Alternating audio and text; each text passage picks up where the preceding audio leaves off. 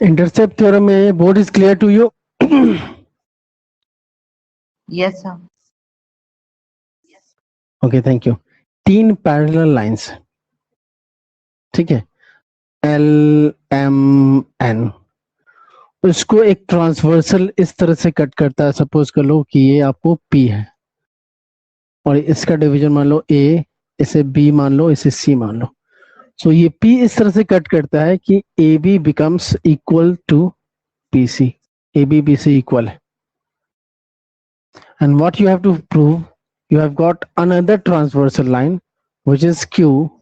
You have to prove अगर ये M है, ये N है और ये आपको P है, सॉरी P तो पहले ही हो गया, MN Q P R मान लो ये R है, तो you have to prove to prove MN is equal to NR, ये प्रूफ करना है. ये गिवन कि if AB is equal to BC then MN will also be equal to NR, ये प्रूफ करना है. So just we need to do one construction here. What is that? कि take one line parallel to P, एक line ले लो जो कि P के parallel हो, like this. इसको नाम मैं क्या रखूं? L M N O P Q R S T, T मान लो, T लाइन मान लो, ठीक है. और इसको A B C D E L M N O P Q R S T U V W V मान लो, इसको V मान लो, इसको W मान लो, क्योंकि बहुत सारे किल्लत हो गया, बहुत सारा नाम मैंने रख लिया पहले से. तो अब हमने ड्रॉ किया T construction. T is parallel to P by construction. Okay, now take A V and B. Since आपको AV या L लाइन M के पैरेलल है और AB आपको VN के पैरेलल है, therefore सिंस यहाँ पर लिखेंगे since L parallel M and VN drawn parallel to AB, या VN मत लिखो, यहाँ पर डायरेक्टली हम लिख देते हैं T drawn parallel to P. So जब आपको अपोजिट साइड्स पैरेलल प्रूव कर दिए जाएं या दे दिए जाएं, then that very particular figure becomes a parallelogram. This means A B N V is a parallelogram. Is it clear? ये समझ में आया तुम लोगों को? क्लियर है यहां तक? Yes, sir. Okay, fine. Now similarly, this one B C and W will also be a parallelogram. वो भी सेम फंडा से हो जाएगा, ठीक है. अब आ जाओ इस वाले ट्रायंगल में, in triangle MNV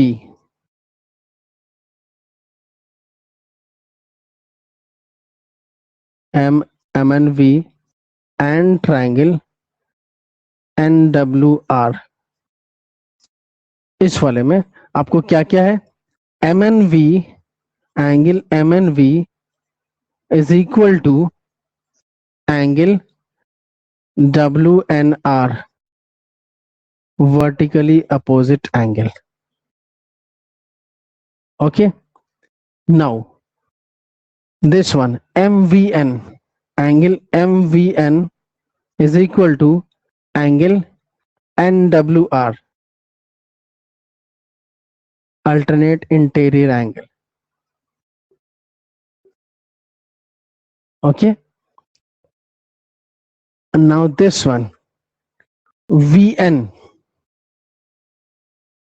this angle, this angle, this angle, this angle, VN is equal to NW। ये कैसे हुआ? ये थोड़ा कॉम्प्लिकेटेड है। ये कैसे हो गया भाई? सिंस देखो AB is equal to BC, यहाँ लिखेंगे since AB is equal to BC and AB is equal to VN, opposite sides of a parallelogram, and BC is equal to NW. This is also opposite sides of a parallelogram. So ultimately आपको क्या हो जाएगा?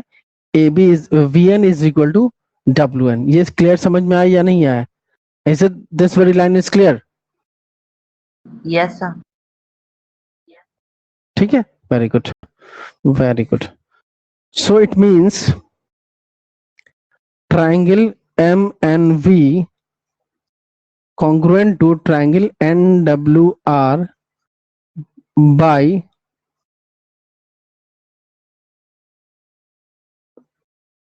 angle side angle, okay, which implies MN is equal to NR by CPCT. So this is intercept theorem. Prove हो गया कि अगर AB BC के बराबर है तो MN NR के बराबर भी होगा. Any confusion any of you? No, sir. Okay, fine, thank you.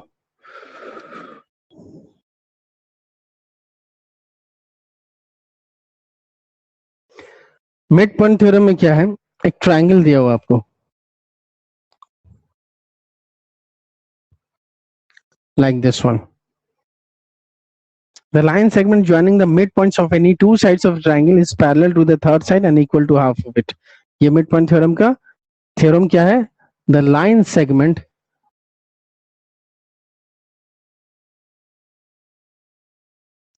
joining the midpoints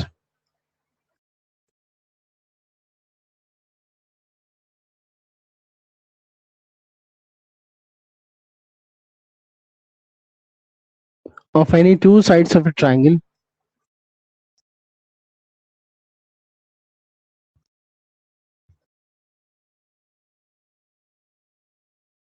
is parallel to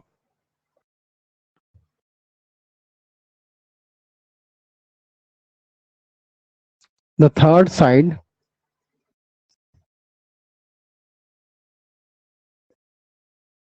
and equal to half of it.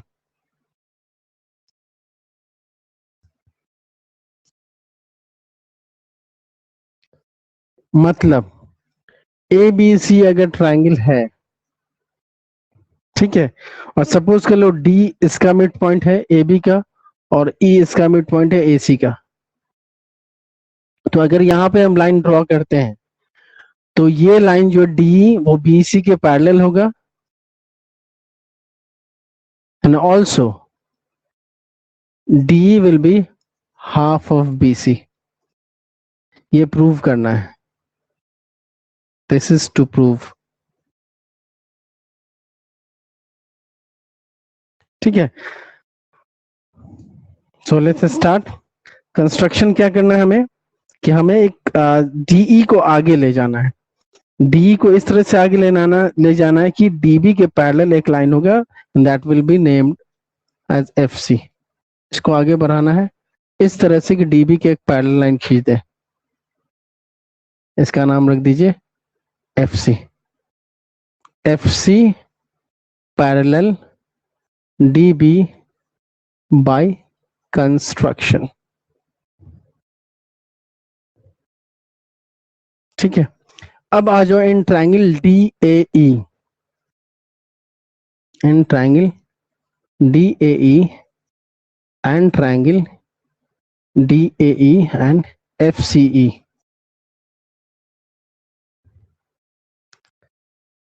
Angle DEA is equal to angle CEF. Reason vertically opposite angle. Next, AE is equal to EC since E is the midpoint.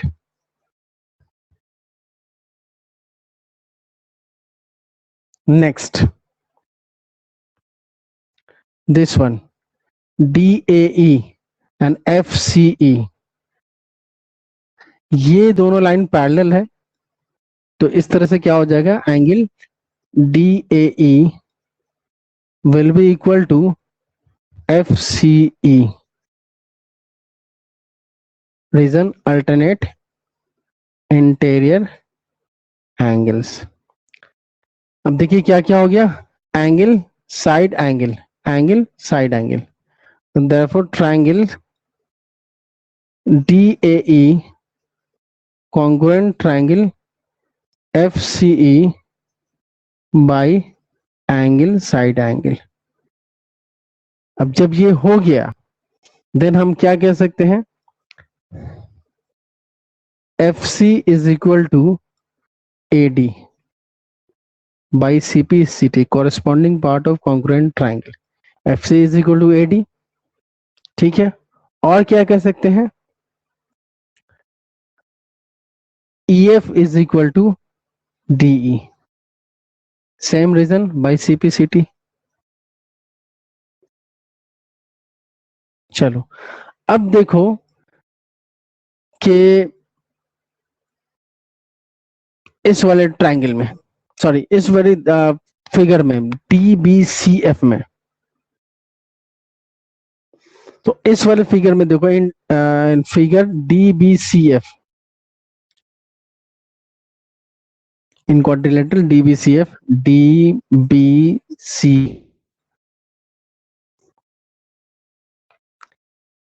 DB parallel CF by construction.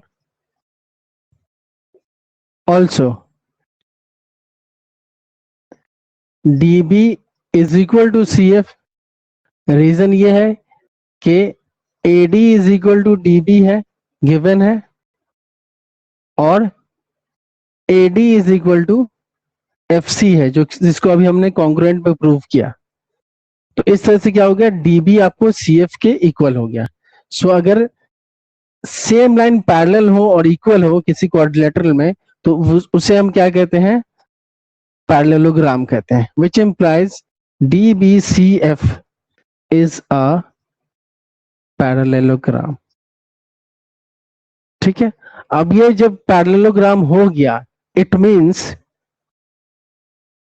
DE parallel BC, चलो पहले ये नहीं लिखो, DF लिख लो, DF parallel BC, which means अगर DF parallel है तो हो जाएगा DE भी पैरेलल BC. ये पहला प्रूव हो गया. नेक्स्ट आइए, DF will be equal to BC, ये भी पैरेललोग्राम से हो जाएगा. तो DF को हम फर्दर क्या लिख सकते हैं, DE plus EF is equal to BC. Now DE और EF तो इक्वल प्रूव हो चुका है यहां पे, तो हम इसे लिख सकते हैं twice DE is equal to BC और DE is equal to 1/2 BC. So this is also proved, and that DE is equal to half BC. So we have to prove two things. Wait a while, नीचे का आप लोग को नहीं visible है.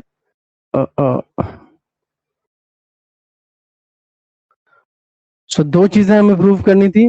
पहला ये कि DE आपको पैरेलल है BC के, जिसको मैंने कर दिया यहाँ पे, this one. And second thing हमें ये प्रूव करनी थी कि DE is equal to half BC, वो यहाँ प्रूव हो चुका. तो दोनों चीजें हमें प्रूव हो चुकी, and this is the midpoint theorem. Any confusion any of you? No, sir. Okay, things are clear. Naveen, are you getting things? समझ में आ रहा है आपको? Yes, sir. Okay, fine.